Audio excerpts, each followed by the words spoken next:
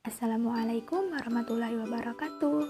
Halo semua, kami dari kelompok 8 kelas 1 LPGSD Universitas PGRI Palembang ingin mempresentasikan hasil kerja kelompok kami mengenai struktur, peranata, dan proses sosial. Baiklah, untuk itu saya akan memperkenalkan kelompok kami terlebih dahulu. Di sini saya Nabila Septiana sebagai moderator. Saya Sherly Septarini sebagai moderator. Assalamualaikum warahmatullahi wabarakatuh. Perkenalkan, saya Rizky Ramadanti, saya sebagai pemateri. Perkenalkan, saya Ririn sebagai pembaca materi kedua. Warahmatullahi wabarakatuh. Saya Risaini Hayati. Di sini saya sebagai pemateri. Di materi yang akan dibahas pada penjelasan kali ini yaitu yang pertama, struktur yang akan dijelaskan oleh Rizky Ramadanti. Yang kedua, peranata yang akan dijelaskan oleh Ririn. Dan yang ketiga, proses sosial yang akan dijelaskan oleh Risaini. 1. Struktur sosial budaya. Pola perilaku dari setiap individu dalam masyarakat yang bersusun sebagai suatu sistem disebut struktur sosial. Struktur asal kata dari struktum yang artinya menyusun, membagi, atau mendirikan. Contoh, di sekolah terdapat struktur sebagai berikut. Ada kepala sekolah, guru-guru, murid, pegawai, administrasi, dan penjaga sekolah. Semua orang yang ada di sekolah tersebut saling berinteraksi, saling berhubungan, dan saling mempengaruhi sehingga sekolah sebagai lembaga pendidikan dapat berbedaan ras. A. Ras negroid dengan ciri warna kulit hitam, mata hitam, keriting pendek, hidung lebar, dan bentuk bibir yang tebal. B. Ras mongoloid dengan ciri warna kulit coklat, rambut lurus, tubuh pendek, hidung datar, dan tulang pipi menonjol. Ras caucasoid dengan ciri kulit dan mata terang, rambut bergelombang, hidung mancung, bibir tipis, muka oval, dan badan tinggi. Ukuran yang diperoleh untuk menggolongkan penduduk dalam lapisan-lapisan tertentu adalah A. Ukuran kekayaan. Timbul golongan kaya atau ekonomi kuat, golongan miskin atau ekonomi lemah, dan golongan tengah atau sedang.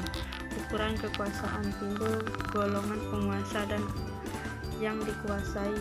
C. Ukuran kehormatan. Timbul golongan yang berpengaruh dan dihormati dan golongan yang terpengaruh. Biasanya ukuran ini umumnya dapat pada masyarakat tradisional.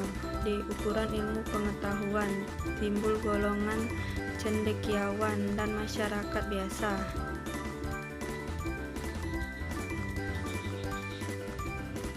Dasar dari pelapisan sosial di atas dapat ditimbul dan berkembang secara otomatis atau tidak sengaja oleh masyarakat. Selain itu, dapat pula pelapisan sosial yang memang sengaja dibuat, misalnya dalam organisasi, perusahaan, instansi pemerintah dibuat setara-tara. Ada ketua, wakil ketua, sekretaris, bendahara, ketua seksi, dan anggota. Baiklah, saya di sini akan melanjutkan presentasi sebelumnya. 2. Peranata sosial budaya. Peranata sosial berasal dari istilah Inggris social institution. Istilah yang akan digunakan di sini adalah peranata sosial karena social institution menunjuk pada adanya unsur-unsur yang mengatur perilaku para anggota masyarakat. Peranata sosial pada dasarnya bermula dari adanya kebutuhan-kebutuhan manusia yang perlu dipenuhi. Kebutuhan manusia sangatlah beraneka ragam, sehingga peranata sosial yang mendukungnya pun beraneka ragam pula. Menurut Koen Jaraningrat, peranata sosial adalah satu sistem tata kelakuan dan hubungan yang berpusat kepada aktivitas-aktivitas untuk memenuhi kompleks-kompleks kebutuhan khusus dalam kehidupan masyarakat. Dan menurut Suarjono Swekanto, dengan menggunakan istilah lembaga kemasyarakatan adalah himpunan dari norma-norma dari segala tindakan yang berkisar pada suatu kebutuhan pokok di dalam kehidupan masyarakat.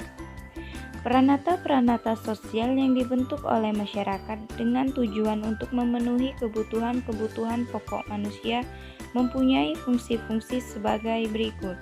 Yang pertama, memberikan pedoman pada anggota-anggota masyarakat, bagaimana mereka harus bertingkah laku atau bersikap di dalam menghadapi masalah-masalah dalam masyarakat yang bersangkutan. Yang kedua, menjaga keutuhan dari masyarakat yang bersangkutan. Dan yang terakhir adalah memberikan pegangan kepada masyarakat untuk mengadakan sistem pengendalian sosial atau social control, yaitu sistem pengawasan dari masyarakat terhadap tingkah laku anggota-anggotanya. Assalamualaikum warahmatullahi wabarakatuh. Melanjutkan materi yang sudah dijelaskan oleh teman saya sebelumnya, yaitu mengenai proses sosial budaya. Proses sosial budaya terjadi karena adanya interaksi sosial. Adapun sifat interaksi sosial menurut beberapa ahli. Yang pertama, yaitu menurut Astrid Susanto. Interaksi sosial adalah frekuensi interaksi makin sering makin kenal dan makin banyak pengaruhnya. Keteraturan interaksi semakin teratur semakin jelas arah perubahannya. Ketersebaran interaksi semakin banyak dan tersebar semakin banyak yang dipengaruhinya. Keseimbangan interaksi semakin seimbang posisi kedua belah pihak yang berinteraksi semakin besar pengaruhnya. Langsung tidaknya interaksi, bila interaksi bersifat langsung kedua pihak bersifat aktif, maka pengaruhnya semakin besar. Menurut Surjono Sukanto, interaksi sosial dapat terjadi jika memenuhi dua syarat. Syarat yang pertama yaitu adanya kontak sosial, di mana hubungan antara satu pihak dan pihak lain yang merupakan awal terjadinya interaksi sosial. Syarat yang kedua yaitu komunikasi. Proses penyampaian pikiran atau perasaan oleh seseorang kepada orang lain dengan menggunakan lambang yang bermakna bagi kedua pihak dalam situasi yang tertentu. Proses sosial yang terjadi akibat adanya interaksi sosial dapat dibagi menjadi beberapa bentuk. Menurut Surjono Sukanto, ada dua macam proses sosial.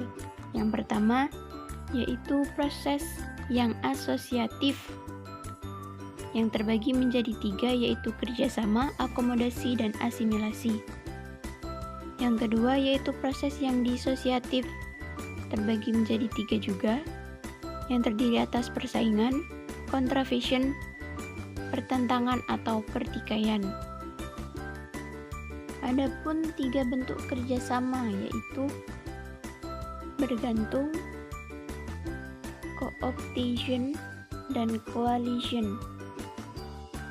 Kerjasama di sini terjadi bila individu atau kelompok mempunyai kesadaran akan tujuan yang sama. Yang pertama bergantung yaitu perjanjian pertukaran barang atau jasa. Yang kedua, co-optation, yaitu penerimaan unsur baru sebagai salah satu cara untuk menghindari terjadinya keguncangan atau ketidakstabilan. Yang ketiga yaitu coalition, yaitu penggabungan dua organisasi atau lebih yang mempunyai tujuan yang sama. Adapun contoh struktur organisasi di lingkungan daerah, yaitu struktur organisasi pemerintahan daerah yang terdiri dari kepala desa,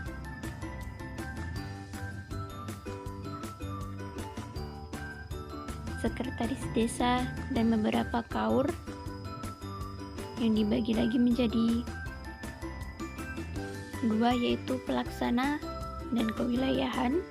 Pelaksana dibagi menjadi dua, ulu dan modin.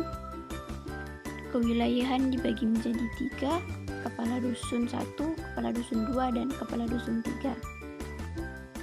Adapun contoh peranata sosial budaya di lingkungan sekitar, Contoh yang pertama yaitu pranata keluarga. Sebagai contohnya, seorang ibu yang mengajarkan kepada anaknya tentang sopan santun. Contoh kedua yaitu pranata agama, mengenai sistem ritual keagamaan. Yang ketiga, pranata pendidikan. Contohnya, seorang guru yang membimbing muridnya belajar. Adapun contoh proses sosial budaya yang terjadi di lingkungan sekitar kita. Yang pertama misalnya pernikahan campuran, yaitu pernikahan atau perkawinan dalam konteks ini adalah bisa dikatakan campuran karena beda etnis atau ras, bukan merujuk pada hal biologis, misalnya orang Jawa menikah dengan orang Bali. Contoh yang kedua, hari libur yang jatuh pada hari Minggu. Wacana akhir pekan merujuk pada hari Sabtu sebagai awal dan hari Minggu sebagai akhiran atau puncaknya. Tradisi weekend atau hari Minggu sebagai hari libur ini berasal dari budaya Barat yang pada prosesnya masuk sampai di budaya Indonesia dan sudah menjadi kebiasaan. Baiklah, sampai di sini penjelasan materinya. Saya kembalikan ke moderator. Itulah hasil presentasi dari kelompok kami. Jika ada yang kurang jelas ataupun ingin ditanyakan, boleh tulis di kolom komentar di bawah ini. Saya perwakilan kelompok 8 mengucapkan terima kasih atas perhatiannya. Saya akhiri, wabillahi taufiq wal hidayah. Wassalamualaikum warahmatullahi wabarakatuh.